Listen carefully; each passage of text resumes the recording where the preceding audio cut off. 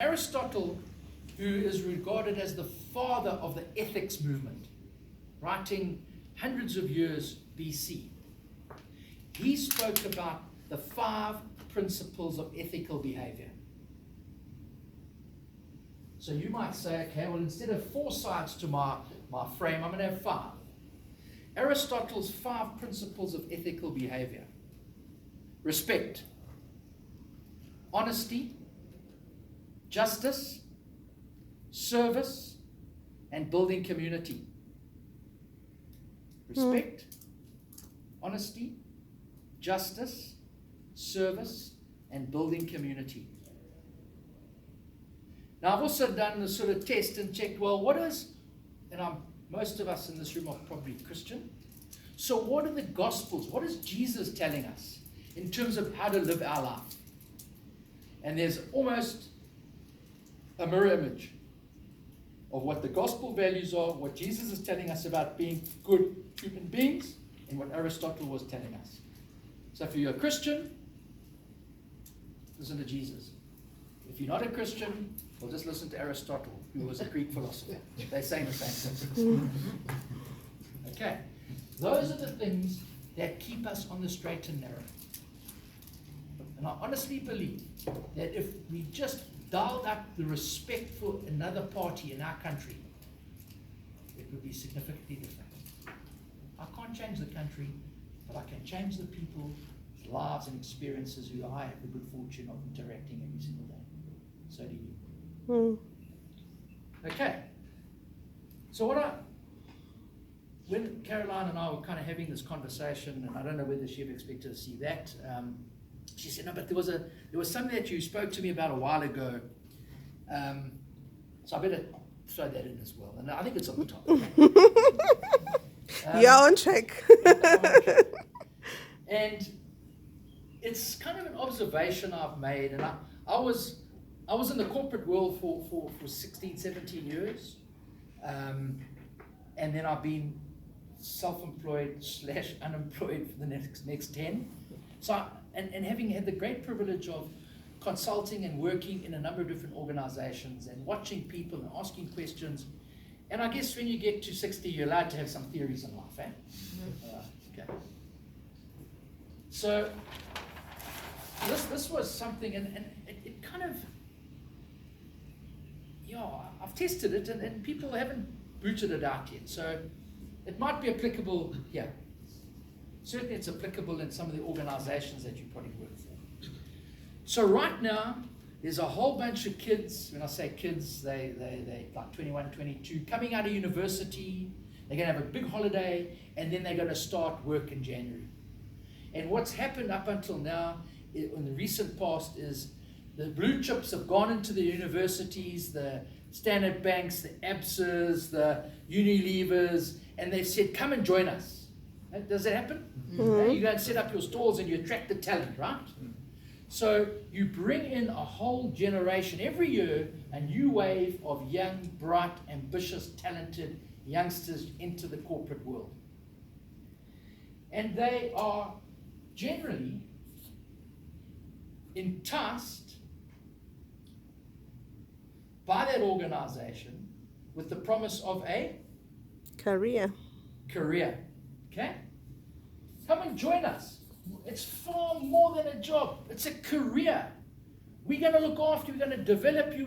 You can become whatever you want to become. The sky's the limit. Because there's a war for talent. So they're all competing and they're all offering you a big carrot. But before I continue, let's just never forget, what's the ultimate destination?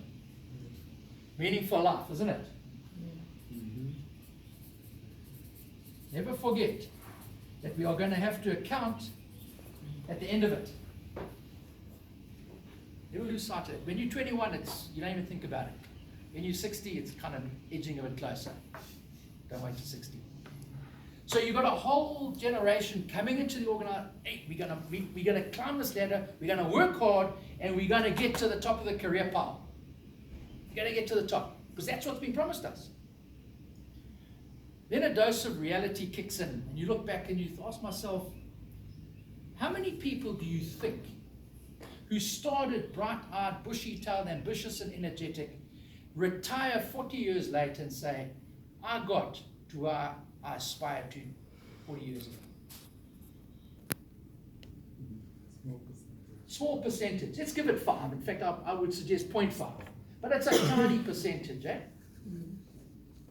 But that doesn't stop people still pursuing their career with a 95% chance of failure. Eh?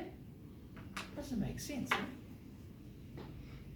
I mean, why would you pursue something for so long if you really think about it, it's going to end up in disappointment? It doesn't make sense. Eh? But they do. These business schools are feeding on oaks like that. So we've got a whole bunch of people pursuing something that's likely to end up in disappointment. Of that small minority, who gets there?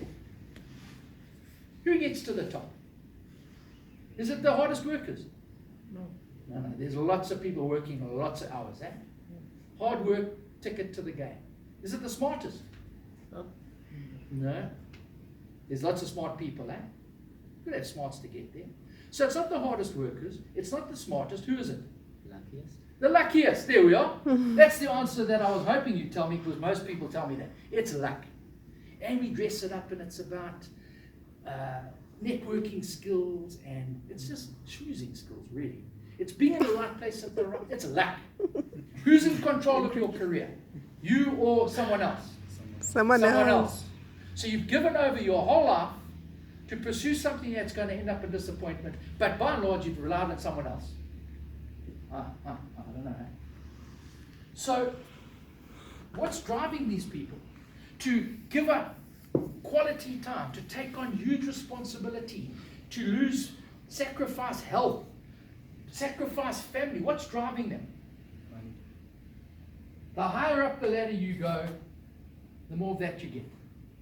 And with that comes status and power. Am I right?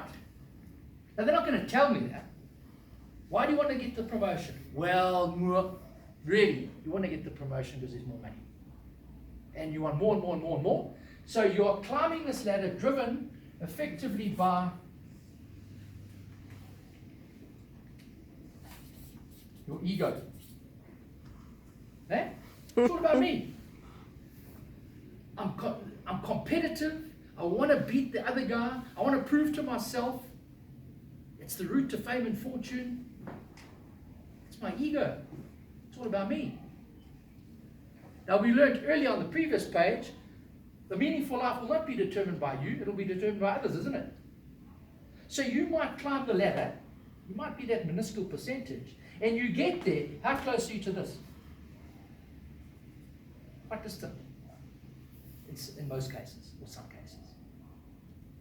So, for me, that's a problem. But what happens in our organizations? We've got a whole bunch of people in managerial, in leadership positions, but they're angry, they're frustrated, they're cynical, they're disappointed because they believe that their career path was thwarted prematurely through no fault of their own. They ran out of luck. Mergers, acquisitions. You know, I worked in one of the financial services houses. It was a blue one. And then the green came in, there was a whole green tie. And all the blues went to the reds. And so the guy who'd been sitting waiting for the next promotion, well, there's a whole green tie. He was ready, good. Oh. So you got these people who believe that they've run out of luck. But they still carry the title and the responsibility of team leader, regional manager, department head. And their primary responsibility is to motivate and inspire and to nurture others. Now you tell me how anybody that's motivated or demotivated, pissed off, angry, cynical, can inspire, lead, and motivate anybody. They can't. That's why you have a leadership crisis in organizations.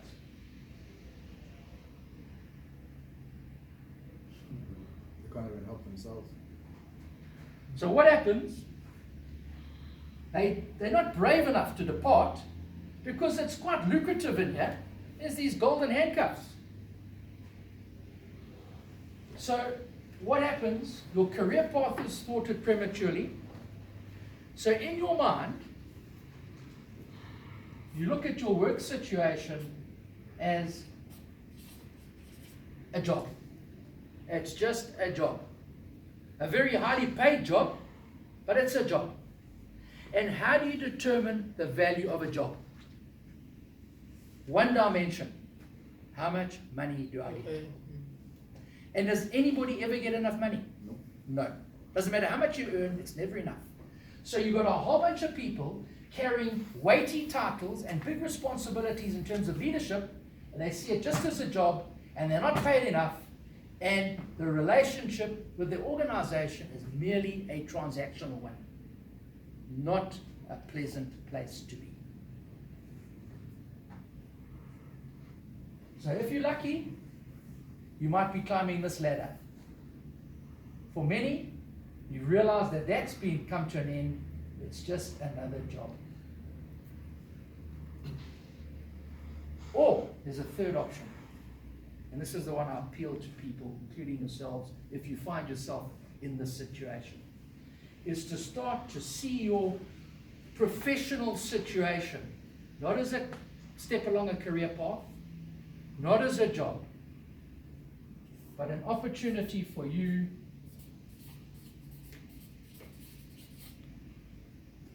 to live your vocation. You know that word, vocation.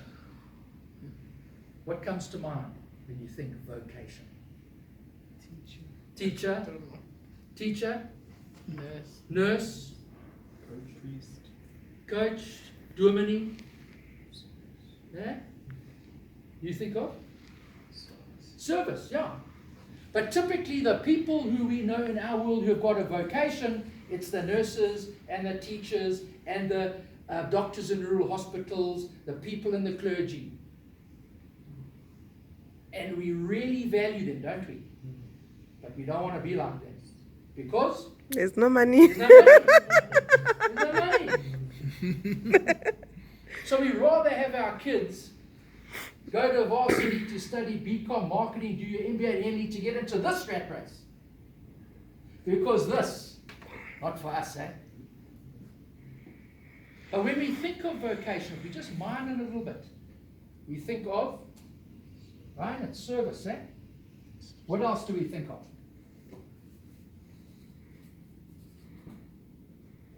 It's about impacting lives, people. It's about others. It's about others. It's about passion.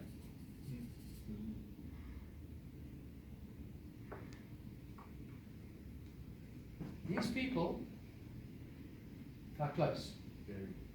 Very close. Because they're doing it every day.